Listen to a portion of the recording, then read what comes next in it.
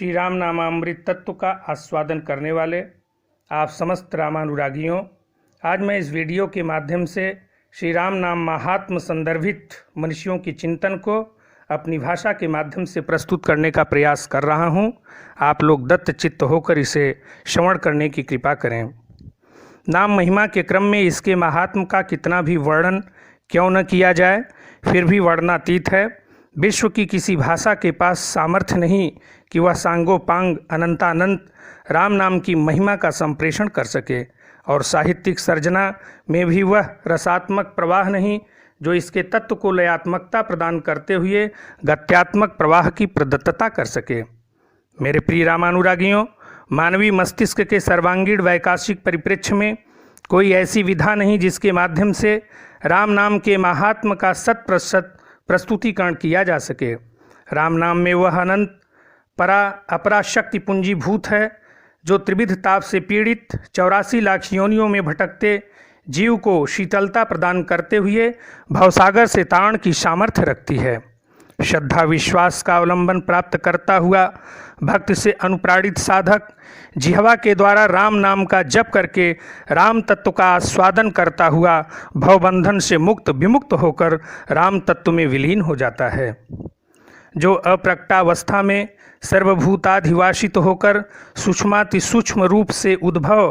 पालन संहार की त्रिशक्तियों से अभिभूत होकर सृष्टि का संचालन करता है और समस्त जीवों का प्राण तत्व होता हुआ सगुणा अवस्था में भक्तों के आत्मरंजन के लिए और लोक कल्याण के लिए अपनी तेजस्विता मनस्विता और ओजस्विता के माध्यम से सुमधुर लीला संपादित करता हुआ परपीड़ा को स्वपीड़ा सदृश अनुभूति करता हुआ परमार्थिक भावनाओं से ओतप्रोत होकर तिमिराच्छादित मानवीय समाज को अपनी सर्जना शक्ति के माध्यम से प्रकाशाच्छादित करता हुआ उत्कृष्टम सर्वोत्कृष्टम आदर्शात्मक स्वरूप प्रदान करता हुआ पावनतम चरित्र कृतित्व एवं व्यक्तित्व की मानकता सिद्ध करता हुआ समाज के वास्तविक स्वरूप की प्रदत्तता के क्रम में निज ऐश्वर्य वैभव संपत्ति विलास का तीव्रत परित्याग कर देता है और स्वजीवन को दुखाग्नि की ज्वाला में समर्पित कर देता है।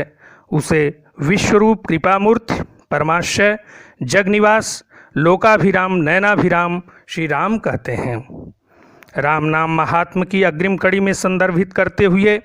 कहा जा सकता है कि जिस समय देवताओं और दैत्यों को संयुक्त प्रयास से अमृत तत्व की प्राप्ति के निमित्त मंथित समुद्र से निःसृत कालकूट नामक विष की विषाक्तता से चराचर जगत दग्धित हो रहा था, विश्व कल्याण के लिए राम नाम का संबल प्राप्त करते हुए श्रद्धा विभूत परम भगवत भक्त राम भक्त के परमाचार्य विश्वंभर सदाशिव जी ने विषपान किया और नीलकंठ के अलंकरण से विभूषित हुए। जब भक्त की चरमावस्था में प्रतिष्ठित होकर राम नामोच्चारण करता हुआ भगवत कृपा की पात्रता प्राप्त करता हुआ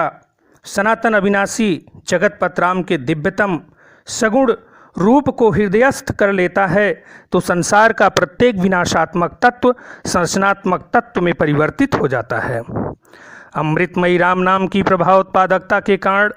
पार्वती नंदन ज्ञान के दिव्यतम मंगलकारी स्वरूप श्री गणेश जी सनातन धर्म के प्रत्येक मांगलिक धार्मिक कार्यक्रम के शुभारंभ में वंदित एवं पूजित होने का गौरव प्राप्त करते हैं। यह कष्ट विनाशक श्रद्धावनत गणेश जी का राम भक्ति के प्रति अनुरक्ति का सत्परिणाम है।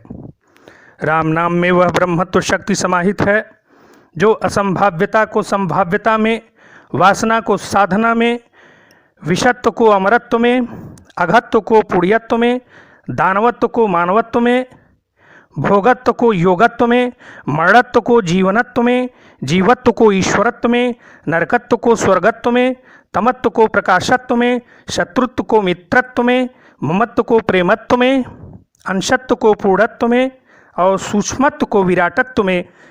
पवित्रीकृत करते हुए परिवर्तित करने की सामर्थ्य रखता है। यही अनंतानंत राम की चरमातिचरम शक्ति का द्योतक है। मैं इसी के साथ अपनी वाणी को विराम देता हूँ। जय श्री सीताराम।